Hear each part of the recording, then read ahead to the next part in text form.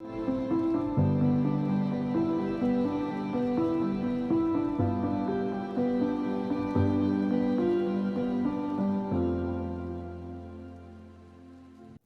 friends, my name is Steve and this is Steve Talks Books. Thanks for coming by watching my weekly update. It's where I like to talk about what I'm reading, what I'm going to read, stuff that's planned on the channel, and some other fun topics from time to time. If you're new here, I typically read grimdark and horror, some fantasy, but I read a little bit of everything.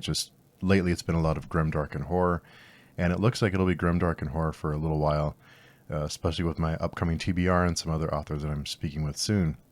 Speaking of speaking with authors, you may notice if you're new here that I have lots of conversation videos on the channel, lots of interviews. I like to interact with people, I like to talk to people, hear their stories, I like to learn from them, hear about their experiences and their viewpoints. So I learn something new from those videos, from those conversations. If you are wanting to watch or listen to those conversations or discussions, those are all available on my podcast. The links are down below. Just click the Buzzsprout site. And then you can click on the different podcasting platforms. I think it's on every podcasting platform, but it's there available if you can't sit in front of YouTube. So I upload those to the podcast for your listening pleasure. So last week, all of my reading time was taken by Gardens of the Moon. And I finished that, I think, on Friday. I think the last bit of it I finished on Friday. And I already did the review for the Let's Talk About video for that. So I won't get too far into it because I already did that video. But so it was a different kind of read, but I'm excited to continue. But my whole week was taken by that. And some days I would read and only get through like 30 pages. So it was a different type of experience, but I get into a lot more detail on that video. So check that out if you want to hear more about Gardens of the Moon. We do have a meetup next Saturday morning with Ursi, with Stacy's All Booked, with Philip Chase, with Yulene, with Joseph Carroll, and I think one or two other people will be joining us, but it'll be a big group, and it makes me feel more comfortable knowing that I have those people to chat with about it, because it's one of those books you want to talk about and you have questions, so it's nice to have people to talk to, and I like that kind of thing anyway, but especially with this kind of book, I think it's really helpful to have that group. I'm not sure how many will be sticking with the read along, but I'm going to go through the series. So I'm on board for the entire series, hell or high water. So if it's just me and maybe Philip Chase, then it's okay. If people drop off, then that's cool too. It's not for everyone. After I finished Gardens of the Moon, I got into The Darkness That Comes Before. It's a series that I've been wanting to read for a long time, and I was able to start it this month. And I'm only about 150 pages in, but I've heard a lot of people say how dark it is, and I may not be there yet. It's not nearly as dark as I was expecting, but I'm still enjoying it.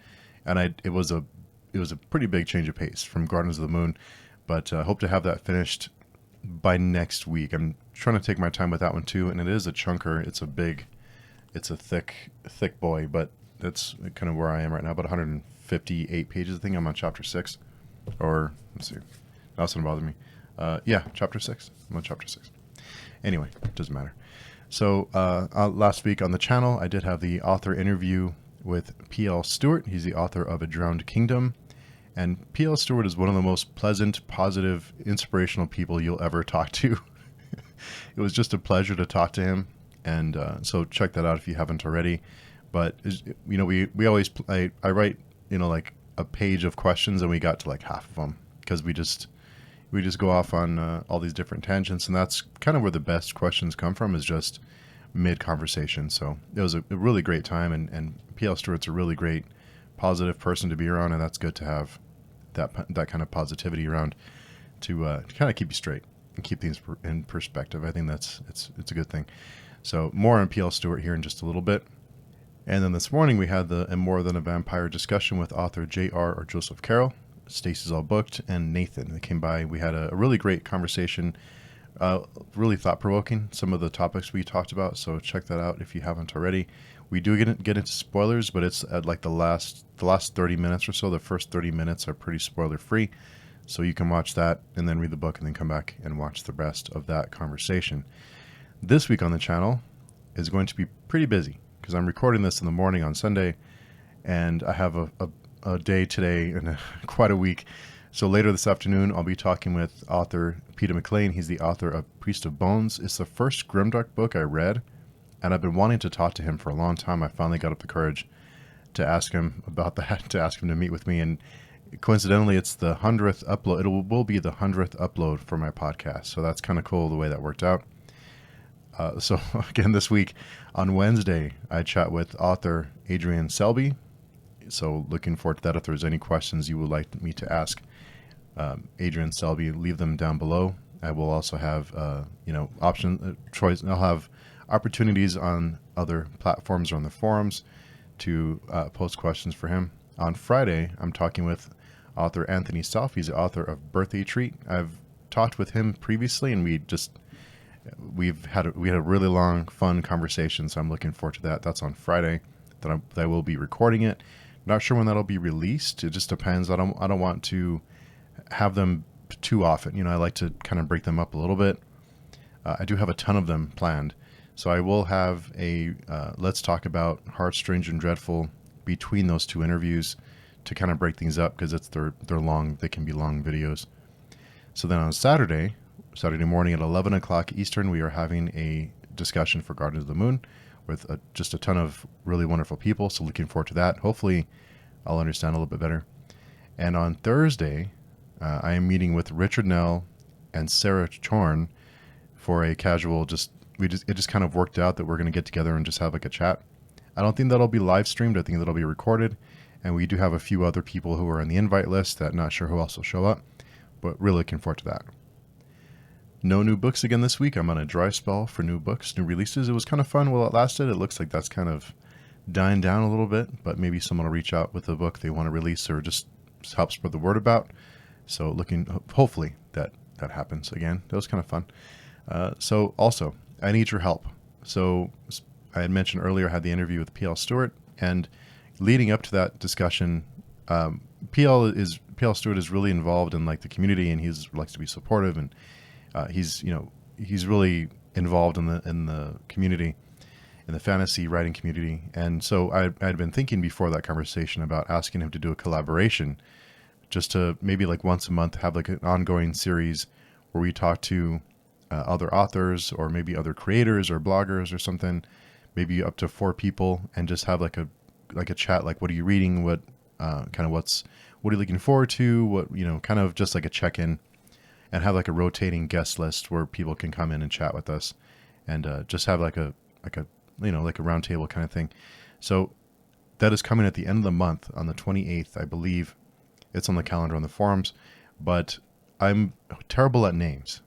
So I need help with the name for this new ongoing collaboration. So because I'm terrible with names, I need your help. So if you want to drop an idea for a title for the show down below, if I pick the show that you name, like the idea for a name you have, I will drop $20 from Amazon or from Book Depository from your wish list, or if you want to message me directly, I will ship a book to you up to $20. So any book you want, or more than one, if it's under $20, we can work it out. But drop any name ideas down below, and I'm looking for a fun, casual fantasy writing kind of name. So throw an idea out there, and if I pick your name, I will send a book to you. So it's like a win-win. And I really need help because I'm terrible at this stuff. So drop those names down below.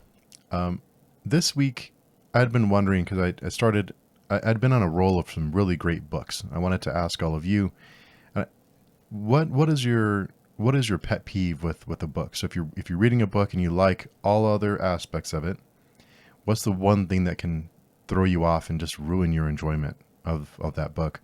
For me, it's dialogue, because bad dialogue can really throw things off, and dialogue that just doesn't make sense or just isn't very good, it'll really ruin my experience. I can get through other things, like even misspellings or a wrong word here and there. It happens. It doesn't really bother me. But when there's a lot of bad dialogue, it just throws me off. And I've had a string of really great books that I've enjoyed lately, and I think part of it is that I'm getting smarter about what I'm reading, because I'm learning more what I like to read and what I don't like to read. And instead of, I don't want to say forcing myself, but instead of reading books that I don't have a really good feeling about before I get into them, I've been being more careful, more choosy in which books I like to read. And that's not mean the books I didn't enjoy are bad. We all like different things. It's just for me, I'm getting to know what type of books I enjoy and what type of books I should spend that time on. Because it's a time investment to read so many books. And I spend a lot of my free time reading and not doing other stuff. And so yeah, I'm gonna have lots of stuff to do in the backyard when it starts getting warmer. Stuff I've been putting off for a while, so that's gonna be fun. A quick reminder that this month our short story Saturday pick is a collection of Obsessions by Michael R. Fletcher. We are meeting with Mr. Fletcher on the last Saturday of the month, I believe it's the 26th, to discuss each book in the collection.